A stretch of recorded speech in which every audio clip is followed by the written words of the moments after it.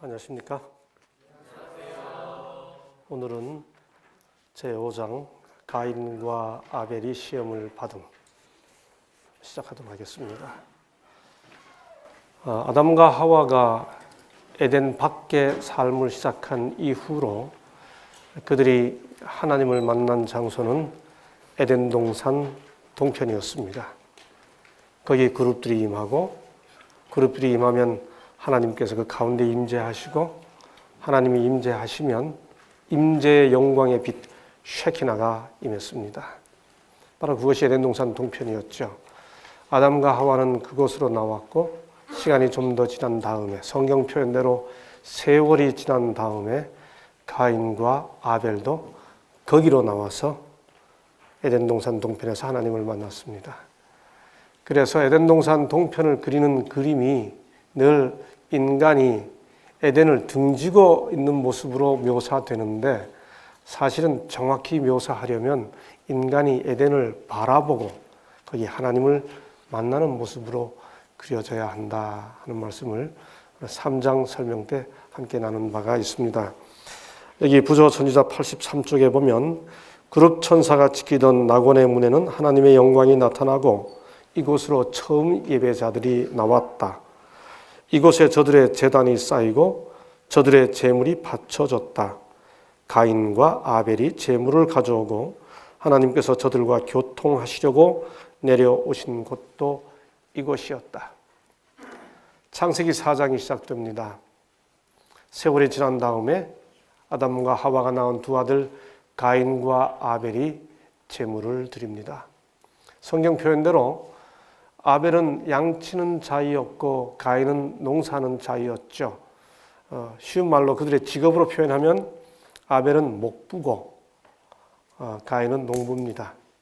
그래서 각각 자기들의 직업을 따라 아벨은 양으로 제물을 드리고 가인은 곡식으로 제물을 드리는데 하나님께서 농부 가인이 드린 곡식 제물은 받지 않으시고 목부 아벨이 드린 양 제물만 받으십니다. 그래서 가인이 화가 나죠. 그리고 동생 아벨을 죽입니다. 인류 최초의 죽음이 시작되는 거죠. 가인 쪽에서 보면 인류 최초의 살인이 시작되는 것입니다. 왜 하나님께서 농부 가인의 곡식 제물을 받지 않으셨을까? 성경을 아주 쉽게 가볍게 읽는 학생들도 어린이들도 가장 먼저 의문을 갖게 되는 부분이죠. 지점이죠. 왜 하나님이 농부 가인이 드린 곡식 제물을 안 받으셨을까? 가인의 직업 자체, 생업 자체가 문제가 있었을까요? 가인이 농부가 된 것이 문제가 있었을까요? 아닙니다. 창세기 3장 23절에 보면 인간이 에덴에서 범죄한 이후에 하나님께서 그들로 하여금 하면서 살게 하신 일이 근본된 토지를 갈게 하시니라 그렇게 했습니다. 그러므로 범죄한 이후에 인간이 맨 처음 한 일이 토지를 가는 농업이었어요. 농업은 그야말로 천하지 대본입니다. 가인이 농사하는 자가 되었다는 말은 무슨 뜻인가 하면 아버지 아담이 했던 그 일을 이어받은 장자로서 이어받은 가업을 이어받은 그런 아들이었다는 뜻이에요. 그러므로 농사를 진 것 자체는 아무런 잘못이 없습니다. 문제는 그들이 각각 드린 재물이 그들이 각각 하면서 살게 된 생업의 자연스러운 이 결과인 것처럼 보이는 부분이죠. 왜 하나님께서 아벨이 드린 양의 제물만 받으셨을까? 히브리서 11장 4절에 보면 히브리서 기자는 그것을 그 두 사람이 하는 일의 차이 때문이 아니고 믿음의 차이 때문이었다고 설명하는 겁니다. 뭐라고 설명하는가? 믿음으로 아벨은 가인보다 더 나은 제사를 하나님께 드렸다. 그렇게 말합니다. 다시 말해 그들이 하는 일의 차이 때문이 아니고 믿음의 차이 때문에 가인의 제물은 받아들여지지 않고 아벨의 제물은 받아들여졌다는 거죠. 그렇다면 이제 우리가 추적해 가야 하는 것은 그 두 사람의 믿음의 차이가 뭔가. 아벨은 그 제물을 드림으로써 무엇을 믿었고 가인은 무엇을 믿지 않았는가 하는 부분을 풀어가야 하는 거지요. 그 첫 번째 차이가 그들이 드린 제물에서 차이를 알 수가 있습니다. 이미 말씀드린 것처럼 우리가 성경에서 보면 아벨은 양으로 드리고 가인은 곡식으로 드리죠. 이 두 종류의 제물 사이에서 발생되는 가장 큰 차이는 뭡니까? 양 제물은 살아있는 생물을 드린다고 하는 거죠. 성경 표현에 의하면 양과 그 뭘로 드렸다고 그랬습니까? 본문에 보면 양과 그 기름으로 드렸다고 그랬습니다. 짐승이 기름으로 드려지려면 반드시 죽어야 합니다. 다시 말해 아벨의 제물에는 피가 있고 가인의 제물에는 피가 없는 거죠. 이게 무슨 차이인가? 역시 이것도 그 직업의 그들의 그 하는 일의 결과인 것처럼 보입니다. 여하튼 제물에 피가 있고 없고의 차이는 결정적인 차이입니다. 왜냐하면 우리가 히브리서 9장 22절에도 나와 있는 것처럼 소위 이 기독교 진리의 구속 진리의 ABC 그 전부가 피 흘림이 없으면 사함이 없다고 하는 것 때문에 그렇습니다. 물론 이 본문에 보면 아벨이 양으로 드릴 때 피를 드렸다는 피라는 말이 없어요. 그런데 이미 말씀드린 것처럼 기름으로 드리려면 반드시 짐승이 죽어야 합니다. 훗날 모세가 성소 제도를 언급하면서 했던 민수기 18장 17절에 보면 짐승 제물을 죽여가지고 피는 단에 뿌리고 기름은 불살라 여호와께 향기로운 화제로 드리라 이렇게 언급하고 있습니다. 문제의 핵심은 가인과 아벨이 제물을 드릴 때 이미 그들이 하는 일이 무엇이냐와 상관없이 뭘 하고 살아도 괜찮은데 아니 가인은 농사 짓는 것은 아담의 일을 물려받아서 좋은 일을 하고 있습니다. 그런데 하고 있는 일의 차이와 상관없이 제물을 드릴 때는 반드시 양으로 드려야 한다는 사실을 이미 알고 있었다면 가인이 농부지만 곡식으로 드린 것은 믿음 없는 게 되는 거지요. 알고 있었는가? 알고 있었습니다. 왜냐하면 창세기 3장 21절에 보듯이 아담과 하와 그들의 부모인 아담과 하와가 범죄한 직후에 하나님께서 그들에게 가죽 옷을 지어 입혔습니다. 인간이 입힘을 받으려면 그들의 벌거벗음을 가리움을 받으려면 짐승이 죽어서 그 가죽이 입혀져야 된다는 사실을 창세기 3장 21절부터 이미 그들의 부모가 경험했습니다. 그리고 세월이 지났습니다. 이 세월이 지난 후에라는 이 표현은 어쩌면 가인과 아벨이 바로 그 피 제사를 드려야 된다고 하는 사실을 교육받는 기간이었습니다. 그래서 이 책 부조와 선지자 72쪽은 이 진리들을 배우고 받아들일 동일한 기회를 두 사람이 가지고 있었다고 설명하는 것입니다. 그러므로 가인은 알고도 양 제물을 드리지 않은 것입니다. 양 제물, 다시 말해 피의 제사는 우리가 너무도 잘 알고 있는 것처럼 십자가를 의미합니다.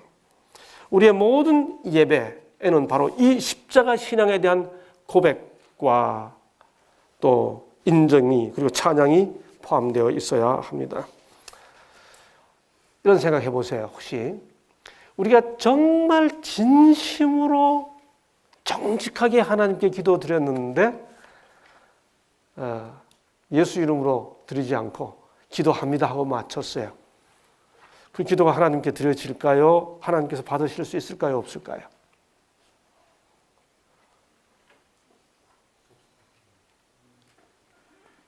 왜 예수께서는 우리에게 기도를 가르치면서 반드시 내 이름으로 기도하라라고 말씀하셨을까요?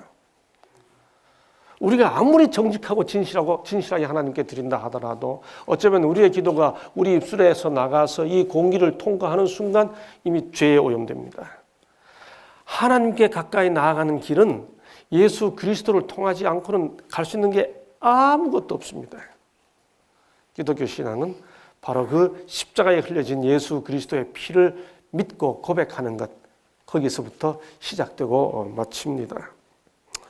예, 인간은 죄인이기 때문에 그들의 신앙은 철저하게 십자가를 믿는 것으로부터 시작되고 마쳐야 하죠. 피를 드린 제사, 이것이 바로 십자가 대속을 믿는 신앙입니다. 이 신앙을 가리켜 뭐라고 부릅니까? 구주 예수 신앙 이렇게 합니다. 우리는 예수를 구주로 믿습니다. The Savior, the Jesus as the Savior. 구주 예수를 믿는 신앙이지요. 두 번째, 아벨의 제사가 가인의 제사보다 더 나았던, 그 믿음이 더 나았던 믿음의 두 번째 증거는 아벨은 양으로 들이되 첫 양을 드렸고 가인은 곡식으로 들이되 첫 곡식으로 드리지 않았습니다. 양을 피가 없는 제물을 드린 것 자체가 이미 불순종이었는데 가인의 경우는 처음 제물이라는 말이 없습니다. 예, 아벨은 양으로 들이되 첫 양을 드렸습니다. 성경에서 처음 것을 하나님께 드린다는 것은 굉장히 중요한 의미를 가지고 있죠. 출애굽기 23장 19절에 보면 모세가 너희 토지에서 처음 익은 열매의 첫 것을 가져다가 너희 하나님 여호와의 전에 드릴지라.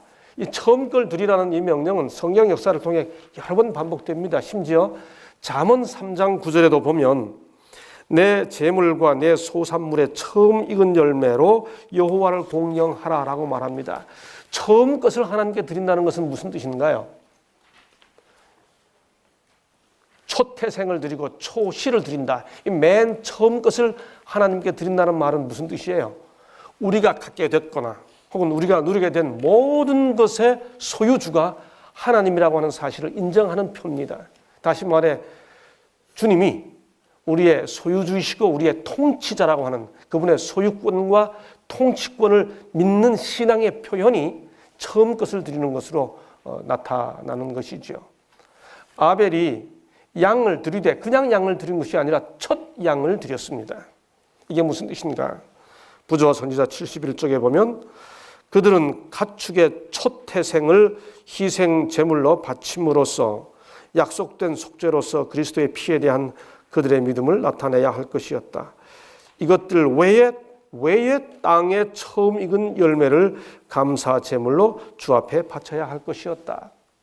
그러므로 아벨이 양을 드렸을 뿐만 아니라 양을 드렸다는 것이 예수님을 그 양이 상징하는 바 예수님을 구주로 믿었다는 것을 의미한다면 첫 양을 드렸다는 것은 그 예수님을 그의 소유주요 통치자인 다시 말해 주님으로 믿었다고 하는 사실을 드러내는 것이었죠. Jesus as the Lord. 우리는 Jesus as the Savior. 구주 예수뿐만이 아니라 주 예수를 믿는 신앙을 함께 고백해야 되는 겁니다. 아벨의 제사는 첫 제물을 드림으로써 그 믿음이 포함되어 있었습니다. 마지막으로 세 번째, 아벨의 제사가 가인의 제사보다 더 나았던 이유는 아벨의 제물은 그의 삶의 연장이었고 그 삶 자체였던 것에 비해 가인의 제물은 그의 삶과 아무 상관이 없는 것이었습니다. 하나님께서 가인의 제물을 받을 수 없었던 이유가 가인이 그 제물을 마귀에게 드렸기 때문일까요? 아닙니다. 창세기 4장 3절에 보면 가인도 여호와께라고 말합니다. 분명히 가인도 여호와께 제물을 드렸습니다. 그런데 왜 하나님께서 그 제물을 받지 못하셨을까요? 요한일서 3장 12절에 보면 가인이 마귀에게 속해 있었다고 말합니다. 가인은 악한 자에게 속해 있었다고 말합니다.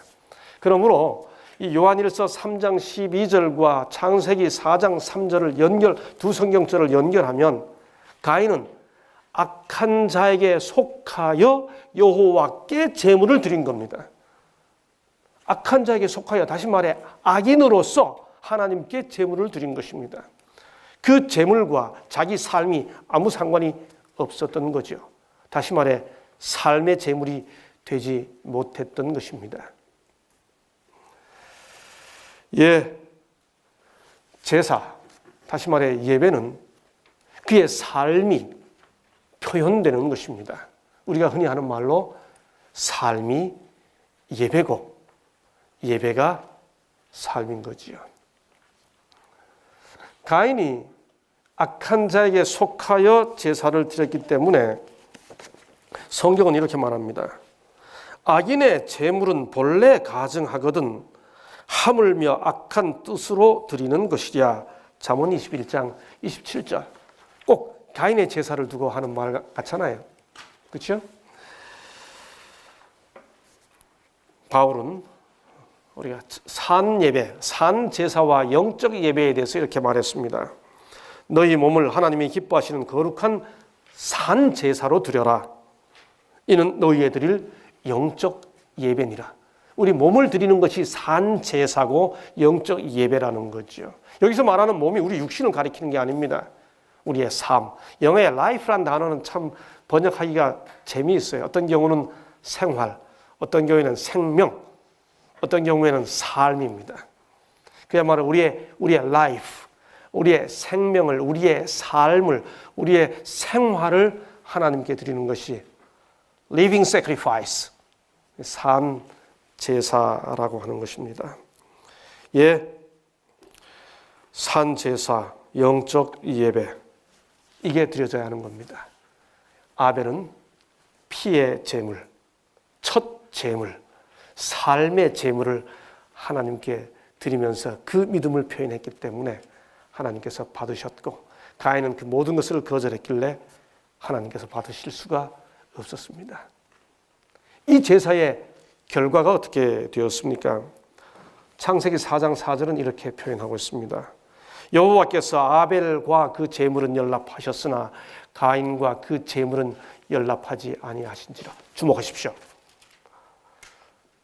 성경 본문이 여호와께서 아벨의 제물은 연락하셨으나 가인의 제물은 연락하지 아니하신지라가 아닙니다. 본문은 분명히 뭐라고 표현하고 있는가 하면 아벨과 그 제물은 연락하셨으나 가인과 그 제물은 연락하지 아니하신지라라고 말했습니다. 다시 말해 하나님은 사람과 그가 받으시는 제물을 함께 받으시지 사람은 거절하시면서 제물만 받으시는 분이 아니라는 뜻입니다. 인간은 그 사람은 받지 않으면서 그가 가지고 온 것은 받을 수 있습니다. 그런 경우에 그것을 예물이라 그러지 않고 뭐라 그럽니까? 뇌물이라 그럽니다.